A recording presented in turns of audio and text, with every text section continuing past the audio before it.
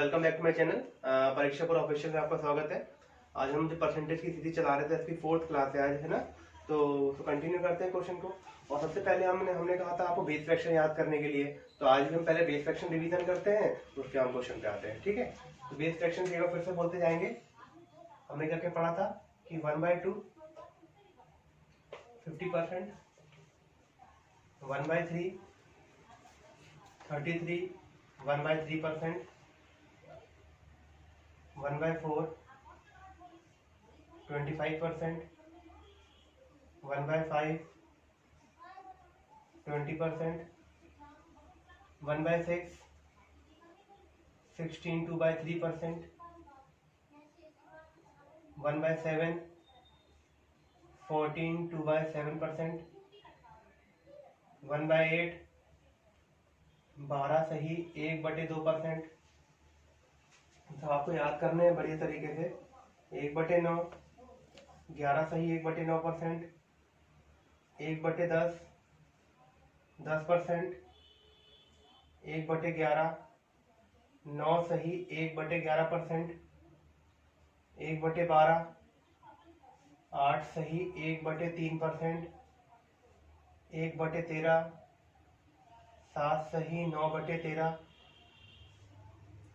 1/14 7 सही 1/7%,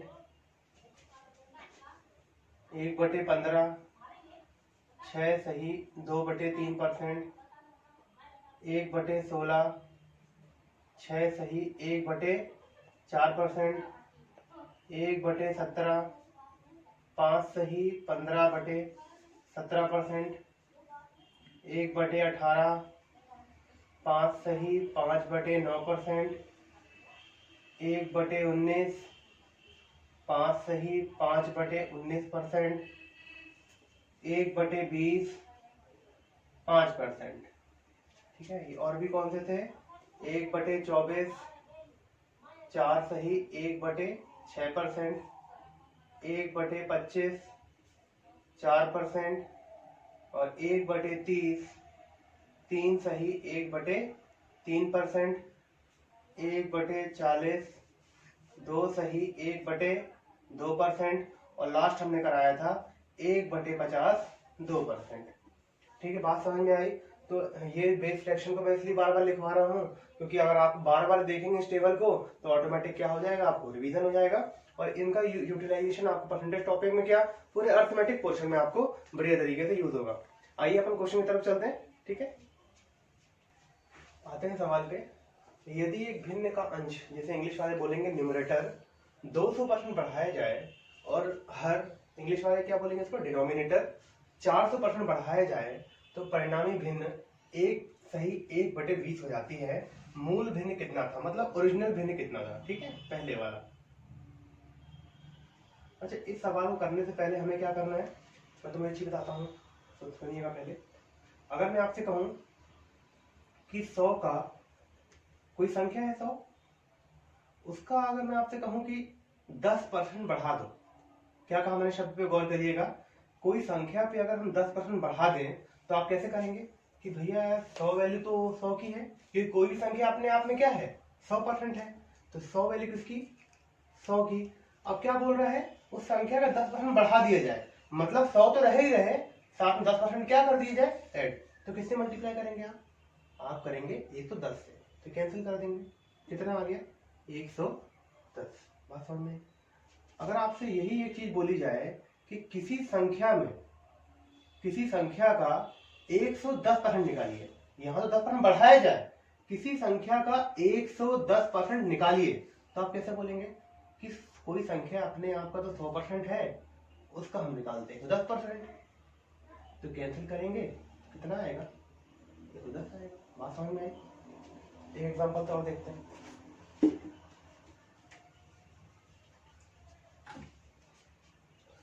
अगर कोई संख्या मान लेते हैं 100 है, क्वेश्चन बोल दे कि उसका बढ़ाइए 50%, 50% बढ़ा दीजिए उस पर, तो कैसे करेंगे आप बोलेंगे कि 100 वैल्यू, कोई भी संख्या अपने आप में क्या होती है 100% होती है, 50% बढ़ा रहे हैं, 50% बढ़ा रहे हैं मतलब 100 तो है ही, साथ में 50 एक्स्ट्रा, तो किससे मल्टीप्लाई करेंगे आप? 150 से। ये कैंसिल होगा, कितना आएगा?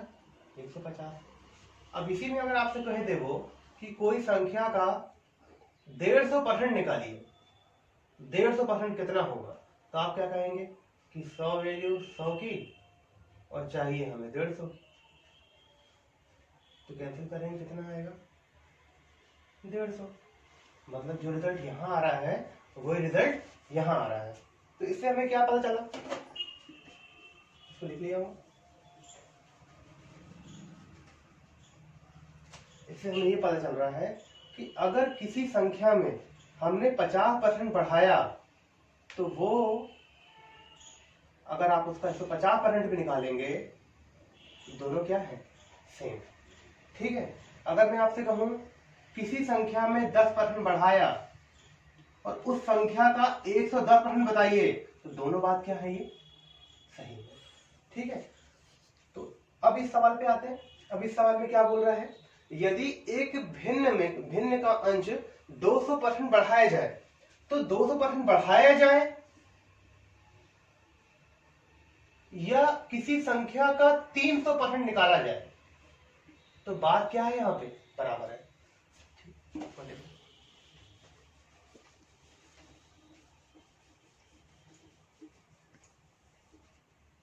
देखना इसी पैटर्न पे कितने का अंतर है, यहाँ पे 100 है ना। अगर क्वेश्चन ये बोल रहा है हमारे सवाल पे यदि एक भिन्न का अंश 200% बढ़ाया जाए, मतलब प्लस वाली वैल्यू बोला है, 200% बढ़ाया जाए, तो बताइए जब आप गुणा करेंगे किसी संख्या का, गुणा में निकालेंगे तो कितना हो जाएगा? 300%। मतलब कोई संख्या में अगर 200% बढ़ाया गया, मतलब उस संख्या का 300% निकालने के बराबर होगा। बात समझ में आ रही है? ऐसे यहाँ नीचे बोला गया है कि जो डिनोमिनेटर है, जो हर है, उसे कितने परसेंट बढ़ाया गया? 400%। अगर किसी संख्या में 400% बढ़ाया गया, इसका मतलब यह है कि उस संख्या में आपने 500% निकाल दिया। ये दोनों क्या है? बात बराबर। ठीक है। अब आते हैं हम सवाल पे।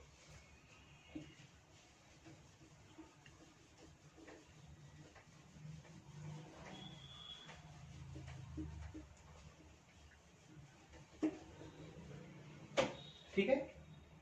तो क्या बोल रहा है, यदि एक अंश में कितने परसेंट बढ़ाया गया, न्यूमरेटर में 200% बढ़ा दिया, मतलब कितना बढ़ा दिया? 300। ठीक है। बटे में, और हर में 400% बढ़ाया गया, मतलब डिनोमिनेटर में 400% बढ़ाया गया, मतलब 500% से क्या किया गया? गुणा किया गया।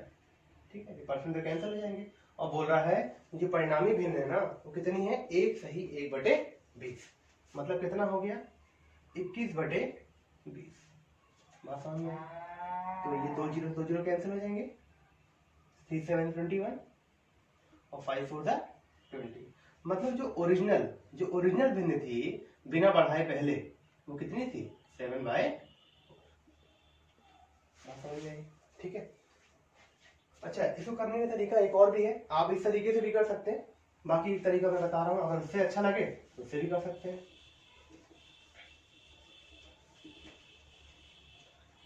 देखिए क्वेश्चन में क्या लिखा है कि यदि एक भिन्न का अंश 200% बढ़ाया जाए, तो जैसे हमने फ्रैक्शन वैल्यू सीखी थी ना, वैसे ही करना है। 200% कितना होता है? तो आप कहेंगे कि 200/100 होता है। तो ये हमने कैंसिल कर दिया। मतलब 200% की जो भिन्न वैल्यू आई है, फ्रैक्शन वैल्यू आई है, वो कितनी है? 2/1।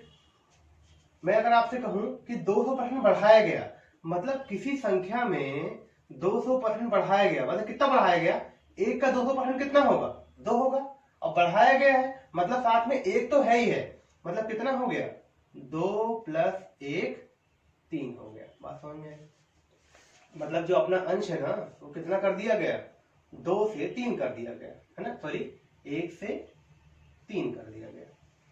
ठीक है। अब यही अगर मैं आपसे कहूं हर की बात बोलूं, तो कितना परसेंट बढ़ाया गया? 400% बढ़ाया गया। मतलब कहने का मतलब ये है कि 4/1। अगर आपका जो पहले हर था, अगर वो 1 था, तो कितना कर दिया? कितना बढ़ा दिया? 400% बढ़ा दिया गया, मतलब 4 बढ़ा दिया गया, मतलब कितना हो गया? 5। ठीक है। पुराना हर 1 था, नया हर कितना आ गया?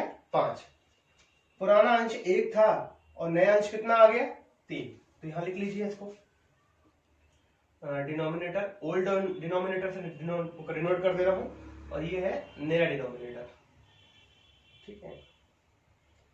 और ये हो जाएगा तुम्हारा ओल्ड न्यूमरेटर, ओल्ड न्यूमरेटर और न्यू डिनोमिनेटर, ठीक है ना। कितना है पहले वाला हमारा 1 है और नया वाला हमारा कितना है 3 है। और अगर आप इसमें बात करें, डिनोमिनेटर की बात करें, हर की बात करें, तो पुराना वाला हमारा 1 है और नया वाला हमारा कितना है 5 है। अब वो क्या बोल रहा है, ये परिणामी भिन्न है ना, वो कितनी है 1 सही 1/20। स्पेस नहीं है, इसको अपन रफ कर दे रहे हैं। जो परिणामी भिन्न है, जो रिजल्ट वाली फ्रैक्शन है, वो कितनी है 21/20, ठीक है। अब मतलब ऊपर वाली वैल्यू क्या होती है, अंश होती है, और नीचे वाली वैल्यू क्या होती है, हर होती है। तो आप बताइए, ये परिणामी है, ये तो नया वाला है, लेकिन नया वाला हमने कितना निकाला है, तो आप बताएंगे कि नया वाला जो न्यूमरेटर है वो हमने निकाला है 3 और नया वाला डिनोमिनेटर है वो कितना निकाला है 5। तो वैल्यू कहां से आती है, हमेशा वैल्यू आती है क्वेश्चन से, वैल्यू किसकी, और हमें रिजल्ट क्या निकालना है, ठीक है।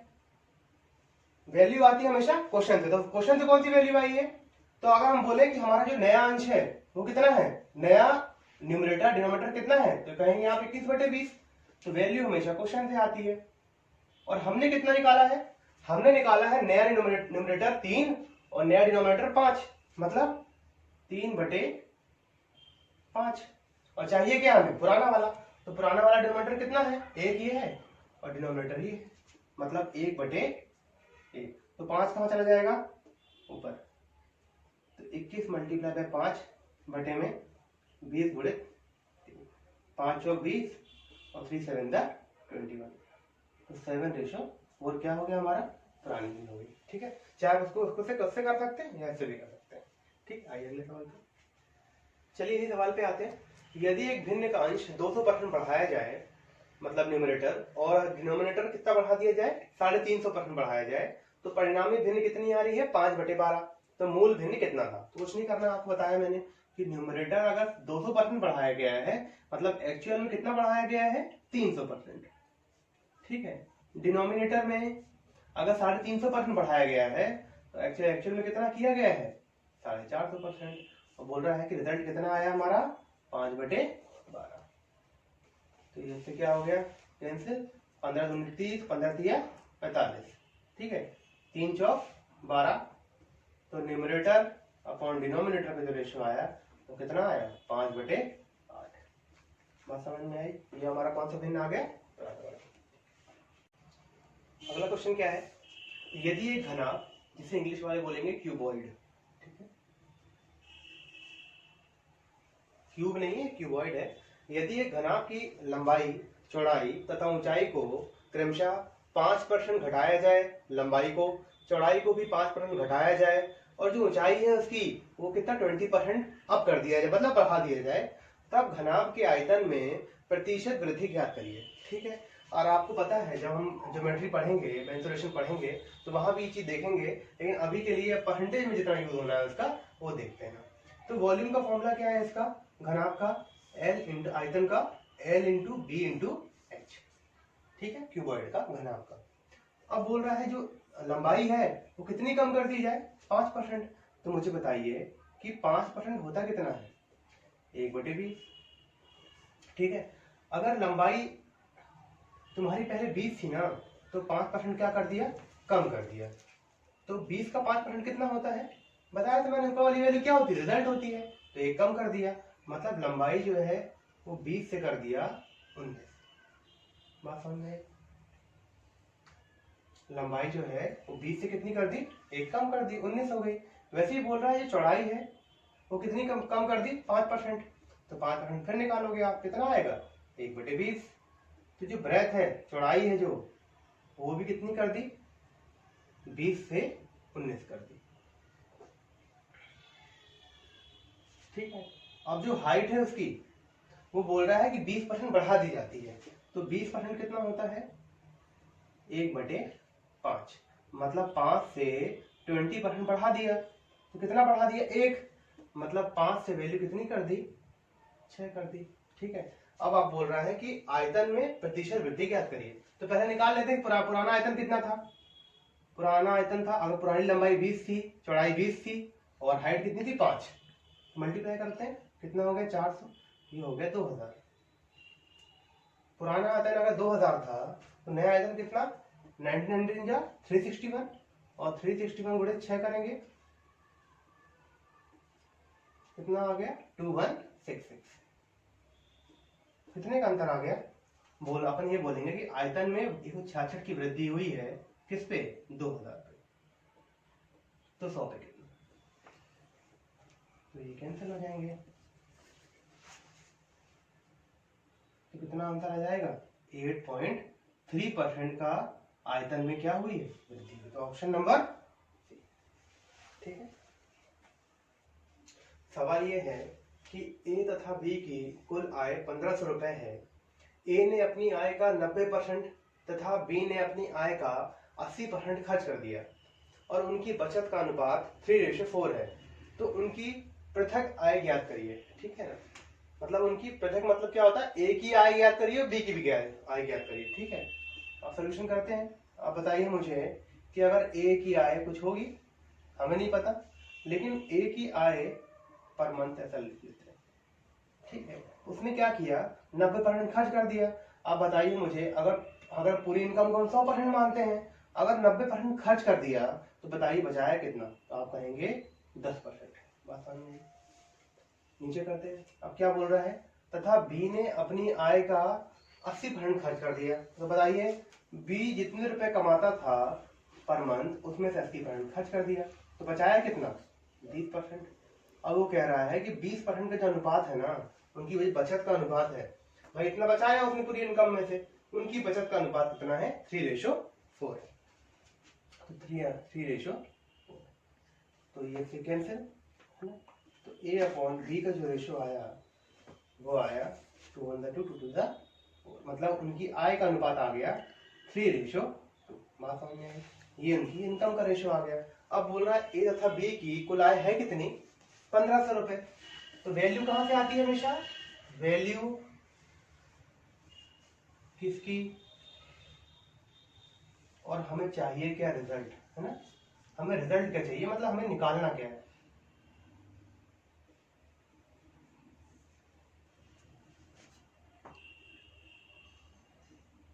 ठीक है, तो वैल्यू कहां से आई है? क्वेश्चन से। तो कितनी है वैल्यू? 1500 रुपए। लेकिन दोनों की आय जोड़े कितना आ रहा है? इसकी आय 3 है, इसकी आय 2 है, तो कितनी आय हो गई? 5। और निकालना क्या है? निकालना ऐसे है कि ए की आय कितनी है और बी की भी आय कितनी है। तो एक बार ए की आय कितनी मान लें हम? 3। तो ये आ गई हमारी ए की आय। और बी की आय कैसे निकालेंगे? 15 से वैल्यू किसकी? पूरे इसकी, ए और बी की, 5 की, और किसकी निकालना है? बी की। 2 से गुणा कर देंगे, कितना हो जाएगा? 5×3 = 15। अगर 900 रुपए ए कमाता है, बी कितना कमाता है? 600। कर सकते हैं, समझ में आई? ठीक है, बढ़िया कर लेते हैं। देखते हैं सवाल। 35 छात्र हैं और 6 अध्यापक की कक्षा में प्रत्येक छात्र को छात्रों की कुल संख्या की 20% टॉफी मिली और प्रत्येक अध्यापक को छात्रों की कुल संख्या की 40% टॉफी मिली। तो कुल कितनी टॉफी ज्ञात करिए। ठीक है, तो ये तो मैं इसलिए सवाल कराया कि आपको परसेंटेज का थोड़ा सा क्या हो, ज्ञान हो, है ना। तो प्रत्येक छात्र, एवरी स्टूडेंट को कितनी टॉफी मिली, कैसे निकालेंगे हम?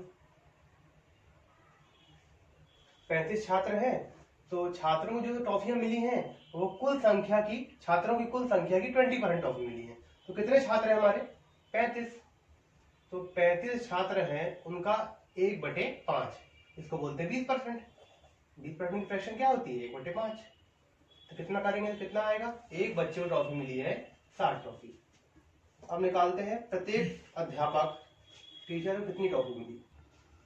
ठीक है। अब जैसे प्रत्येक बच्चे को कितनी टॉफी मिल गई, हमारे 60 टॉफी मिल गई। अब वो बोल रहा है प्रत्येक छात्र को कितनी टॉफी मिली, तो बोल रहा है कि वो कुल संख्या, छात्रों की कुल संख्या, इस पे गौर करिएगा, ये कुल संख्या और छात्रों की कुल संख्या, दोनों कुल संख्या है छात्रों की 40% टॉफी मिली। तो पूरे छात्र हैं कितने हमारे, 35, 35 का 40%, जल्दी बोलिए 40% कितना होता है, 2/5। तो गुणा कर देंगे 2/5 से, कितना आ गया, 14 टॉफी। मतलब प्रत्येक अध्यापक को कितनी टॉफी मिल गई, 14। अब निकाल लेंगे टोटल टॉफी कितनी है, 60 टॉफी एक बच्चे को, तो कितने बच्चे हैं, 35। प्रत्येक अध्यापक को 14 टॉफी, कितने अध्यापक है, 6।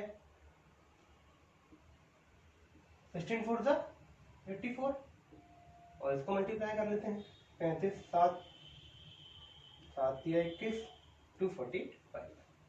तो 245 प्लस 84, 5 4 9 8 4 12 और 319, मतलब इतनी टॉफियां क्या है टोटल है।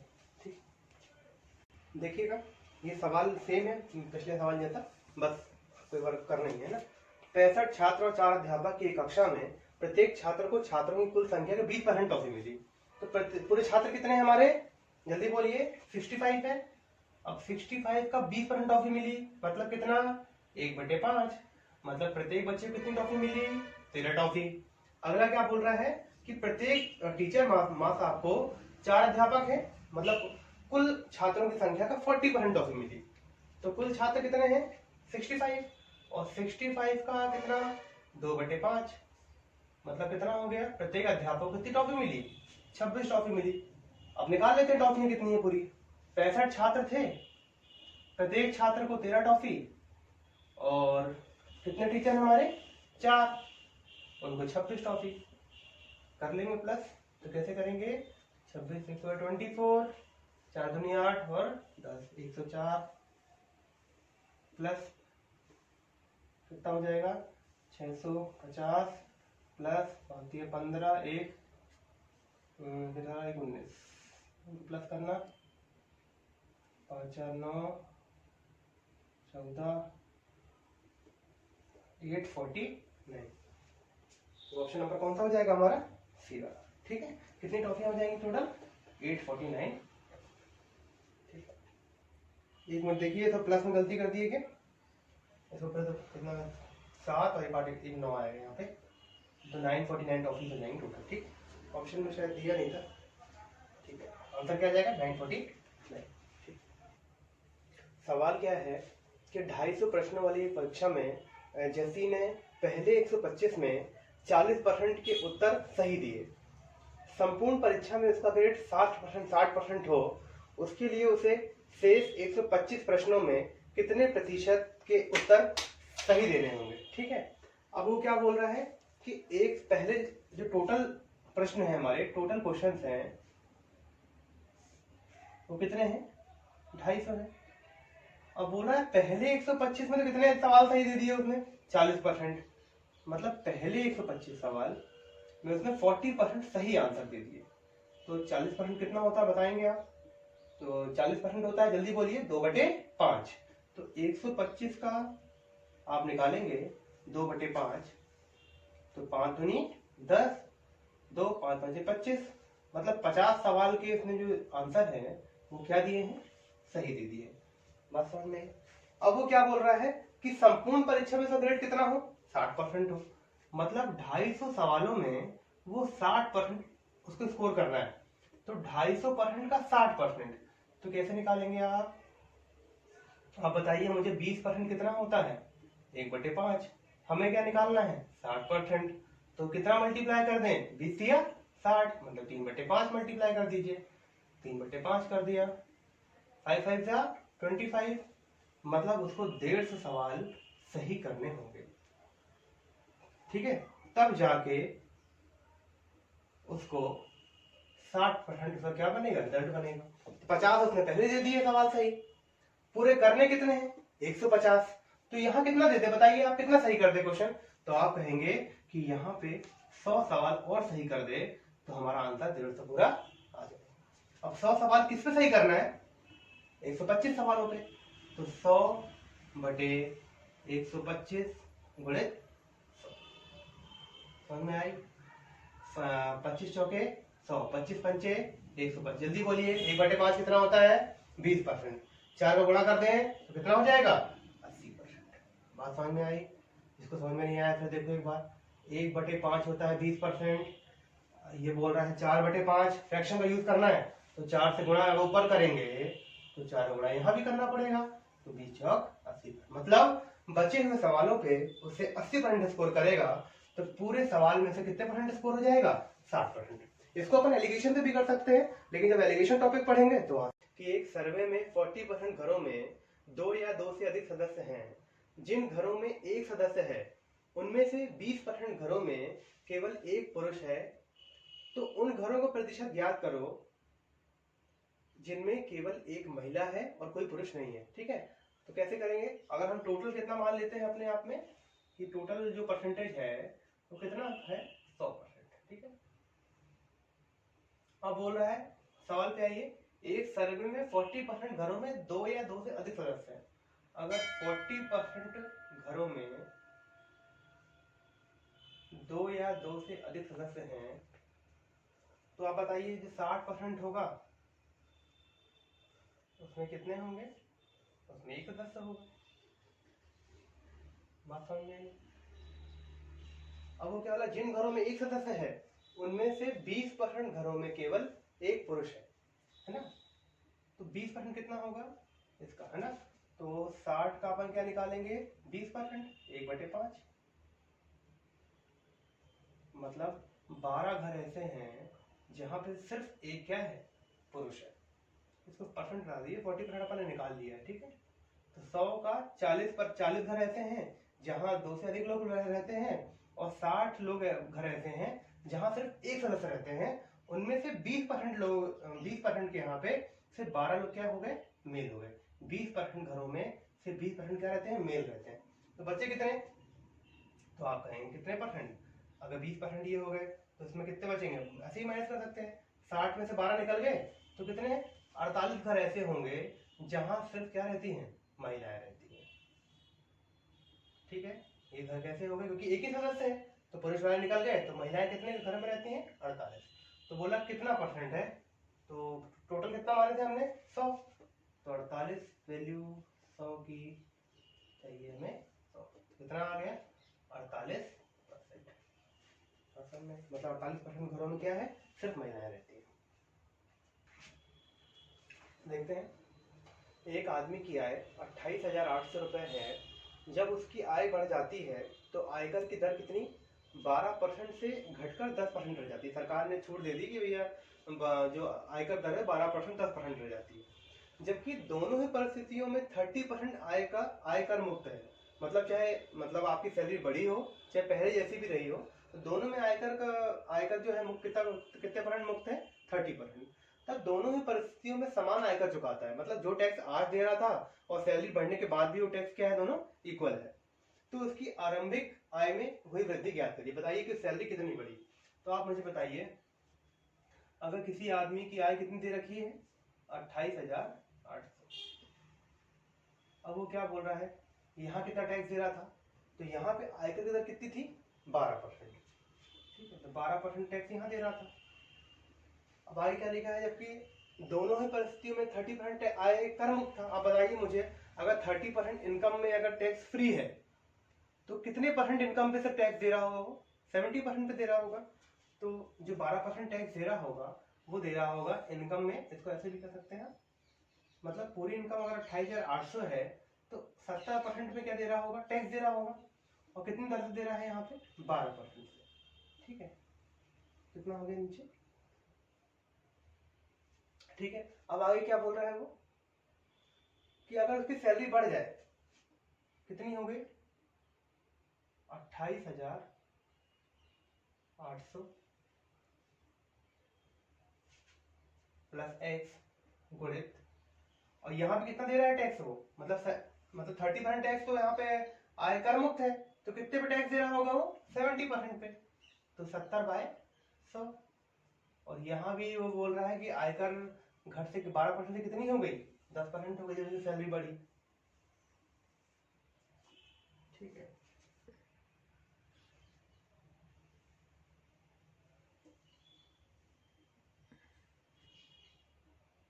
लेकिन उसने ये बोला कि दोनों ही परिस्थितियों में आयकर क्या कर रहा है, वो जो टैक्स यहाँ दे रहा है वही टैक्स यहाँ दे रहा है, इसलिए हमें बीच में क्या लगा दिया, यहाँ पे इक्वल टू का साइन लगा दिया। ठीक है, एक बार फिर देखिए, पूरी इनकम उसकी 28,800 थी, उसने क्या किया 30% पे आय कर मुक्त था, तो 70% पे टैक्स दे रहा है। कितना टैक्स दे रहा है, 12% दे रहा है। ठीक है, और जब हमने यहाँ आए, जितना कर यहाँ दे रहा है, टैक्स दे रहा है, उतना टैक्स यहाँ भी दे रहा है सैलरी बढ़ने के बाद भी, जबकि इनकम टैक्स की जो स्लैब है वो 12% कितना हो गया, 10% हो गया।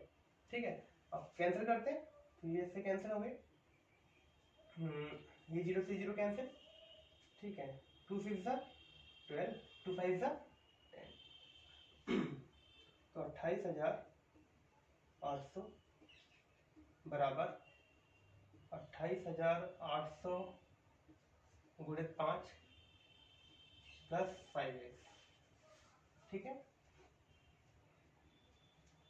अब इसको यहां ले आते हैं इस साइड पे, 28,800 गुणित 6 बराबर। ठीक है, इसको यहाँ ले आएंगे, 28,800 गुणित 6 माइनस 28,800 गुणित 5 बराबर 5। तो यहाँ कॉमन निकाल देंगे, 28,800 तो 6 माइनस 5 बराबर 5x, ये एक हो गया, 28,800 बराबर 5x। तो x का मान कितना आ गया, 5 से 25, 3 5 7 35, कितना हो गया 5 से 30 और कितना हुआ 0। आंसर कितना आ गया 5670। मतलब ये जो इनकम आ गई, जो उसकी सैलरी बढ़ी, x का मान कितना आ गया 5770। ठीक है, अब आपको कहेंगे क्या इतना बड़ा लंबा करना है, आइए देखते हैं इसको शॉर्ट भी कैसे कर सकते हैं। ठीक है, अभी अपन ने देखा कि 28,800 पे वो 12% टैक्स दे रहा था, और यहाँ पे भी कितना परसेंट टैक्स दे रहा है, 10%, लेकिन सैलरी बढ़ने के बाद, है ना। अगर आपसे ये कहूँगा अगर उसकी सैलरी नहीं बढ़ी होती, मतलब कहने का मतलब ये कि जो एक्स अपनी बढ़ी है ना, वो सैलरी नहीं बढ़ी होती तो क्या होता, ये आदमी 28,800 पे 2% टैक्स बचा लेता। बात समझ में गई? एक बार फिर से बोलो, अगर 28,800, अगर टैक्स का जो रेट है 12% 10% जैसे हुआ है, लेकिन अगर मान लेते हैं उसकी सैलरी नहीं बढ़ती, ये टैक्स इक्वल कब हो रहा है, क्यों हो रहा है टैक्स इक्वल, क्योंकि जो उस बंदे ने जो बढ़ी हुई सैलरी पे ना, वो 10% टैक्स सरकार ने ले लिया। बात समझ में आई? लेकिन अगर उसकी सैलरी नहीं बढ़ी होती, इंक्रीमेंट नहीं होता, तो क्या होता, वो बंदा आराम से 12% की दर 10% हो चुकी थी, तो यहाँ पे 2% टैक्स बचा देता। लेकिन ये बचा क्यों नहीं पाया, क्योंकि जो बढ़ी हुई इनकम है, जो हमारी एक्स की जो इनकम बढ़ी है, उस पे इसने क्या कर दिया, 10% का टैक्स दे दिया, और जितना यहाँ टैक्स दिया है उतना ये बचा रहा था यहाँ पे, दोनों आपस में बात क्या है, बराबर है। ठीक है, तो ये क्या है, इसे कैंसिल करेंगे, 2 5 10, तो 5x बराबर कितना आ गया 28,800, एक्स का मान कितना आ गया, वही 5760। ठीक है, आइए एक सवाल और करते हैं ऐसे, तो समझ में आएगा। देखिए सवाल, पिछला सवाल हमारा ये था कि वहां पे हमें इनकम, इनिशियल इनकम दे रखी थी, ठीक है ना। लेकिन इस सवाल में क्या है, एक आदमी की आय जब 6,000 पे बढ़ जाती है, तो आयकर की दर 18% से घटकर 15% रह जाती है, जबकि दोनों ही परिस्थितियों में 25% आय क्या है, कर मुक्त है। तो तब दोनों की ही परिस्थितियों में समान आयकर चुकाता है, तो आरंभिक में आय कितनी थी, ठीक है, मतलब इनिशियल इनकम उसकी कितनी थी। मान लेते हैं कि इनिशियल इनकम उसकी एक्स थी,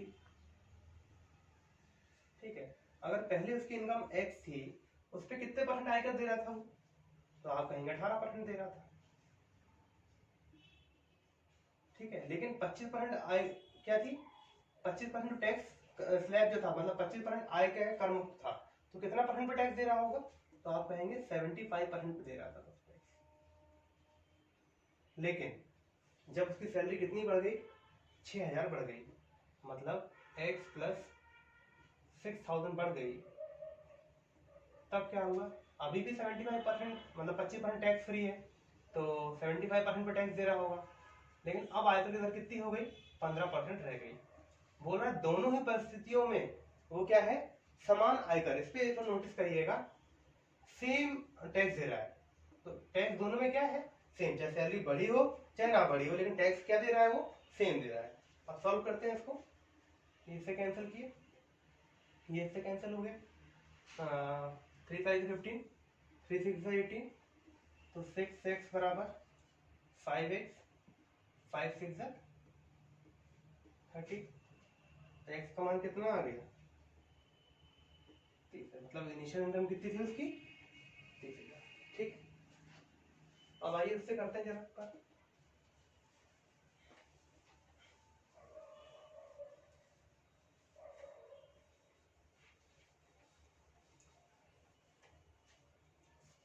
ये बताइए कि अगर उसकी इनकम ना बड़ी होती, मतलब उसकी इनकम कितनी रहती, एक्स ही रहती है ना, तो इस पे वो टैक्स दे देता, कितना परसेंट, कितने परसेंट दे रहा था यहाँ पे, यहाँ दे रहा था वो 18% की दर से। और जब उसकी इनकम बढ़ गई 6,000, तब वो देने लगा 15%, सरकार ने घटा दिया उसने। अगर ये बताइए मुझे कि अगर उसकी इनकम ना बड़ी होती, तब वो यहाँ पे टैक्स कितना कम देता, तो आप कहेंगे पहले 18 लग रहा था तो 15 लग रहा था, 3% बचा लेता। मतलब उसकी जो ओरिजिनल इनकम थी उस पर 3% टैक्स क्या करता, वो बचा लेता। लेकिन ये क्यों नहीं बचा पाया, क्योंकि जो उसकी बढ़ी हुई इनकम है, तो 6,000 बढ़ गई, उस पर सरकार ने 15% टैक्स ले लिया। तो जो इसका मतलब 6,000 पे 15% टैक्स सरकार ने क्या कर लिया, तो जो वो बचाने वाला था, जो 3% टैक्स बचा रहा था, वो सरकार ने 6,000 पे ही 15% टैक्स ले लिया। तो दोनों बातें क्या है, आपस में टैक्स बराबर इक्वल हो गए, तो आप कैंसिल कर देंगे इसको, तो 100 से 100 कैंसिल, 3 5 15, तो एक्स का मान कितना आ गया, ठीक है, ऑप्शन नंबर सी। ठीक है, देखिए सवाल, राम 6 काली तथा 1 सफेद गेंद खरीदता है। काली गेंद का मूल्य सफेद गेंद के मूल्य का 5/2 है। ठीक है, तो बिल बनाते समय कर्मचारी ने गलती से गेंदों को बदल दिया तथा बिल का कीमत कितना बढ़ गया, 45% बढ़ गया। तो ब्लैक बॉल कितनी है उनके पास और व्हाइट बॉल, बोल रहा है ब्लैक बॉल थी ना वो 6 थी और एक्स क्या है, सफेद गेंद। तो काली गेंद का मूल्य सफेद गेंद के मूल्य का 5/2 है। तो कैसे लिखते हैं, ब्लैक गेंद का मूल्य काली गेंद मतलब व्हाइट बॉल, काली गेंद का मूल्य सफेद गेंद के मूल्य का 5/2 है। सफेद गेंद मतलब व्हाइट बॉल का जो है, तो ये यहाँ चला जाएगा, 2 व्हाइट बराबर 5, ऐसा करते हैं ना। अगर 5 मतलब व्हाइट बॉल की कीमत 5 रुपए है, तो ब्लैक बॉल की कीमत कितनी हो जाएगी, 2 रुपए। ये लिखा है ना, काली गेंद का मूल्य सफेद गेंद के मूल्य का, गलती कर दी क्या, ब्लैक गेंद का मूल्य व्हाइट गेंद के मूल्य का 5/2 है, ऐसा है। ठीक है, चेंज करेंगे कितना हो जाएगा ये, 2 ब्लैक बराबर 5 व्हाइट, मतलब ब्लैक बॉल की कीमत 5 रुपए है, तो व्हाइट बॉल की कितनी, ठीक है, तो यहाँ कर देंगे, ऐसा मान लेते हैं ये 5 रुपए और इसकी 2 रुपए। ठीक है, अब क्या बोल रहा है, बिल बनाते समय कर्मचारी ने गलती से गेंदों को बदल दिया तथा बिल की कीमत कितनी बढ़ गई, 45%। अच्छा बताइए, अगर सिंपल बिल होता तो 5 से 30 रुपए हो जाता, और यहाँ कितना 2x, ये बिल बन जाता। लेकिन हुआ क्या कि जो उसने इंटरचेंज कर दिया, मतलब एक्स व्हाइट बॉलों को कितने रुपए में कर दिया, 5 रुपए में, और ब्लैक बॉलों को 2 रुपए में। तो इससे क्या चेंजेस आएंगे, तो 6 दूनी 12 रेट हो गया इनका, प्लस व्हाइट बॉल को एक्स, अगर व्हाइट बॉल है तो 5 रुपए मान लिया, तो कितना हो गया 5x। बोला इससे क्या होगा, तो बिल है ना 45% बढ़ गया, मतलब 45% कितना होता है, तो करेंगे आप 15 दिया 45, 5 एकम 5, 5 नहीं 45, 45 टाइम 0, ठीक है ना। मतलब 20 था पहले बिल, तो 9 बढ़ गया, तो कितना बढ़ गया, मतलब ये 29 हो गया, है ना। अगर पहले बिल हमारा 20 रुपए था तो 45% बढ़ गया, मतलब अगर आप 20 का 45% निकालेंगे कितना हो जाएगा, 9 बढ़ जाएगा, मतलब कितना हो गया 29 हो गया। ठीक है, अब सॉल्व करते हैं इसको, यहां ले जाते हैं, 30 × 29 उनतीस दूनी 58x, 12 दूनी 24, और कितना हो जाएगा यहाँ पे, ठीक है। सॉल्व करेंगे इसको,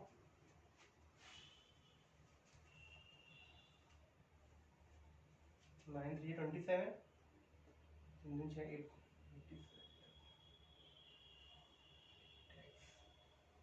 बराबर 240 + 100, ठीक है। अब ये कहाँ जाएगा x, चाहे इसको वहां ले जाओ चाहे यहाँ ले जाओ,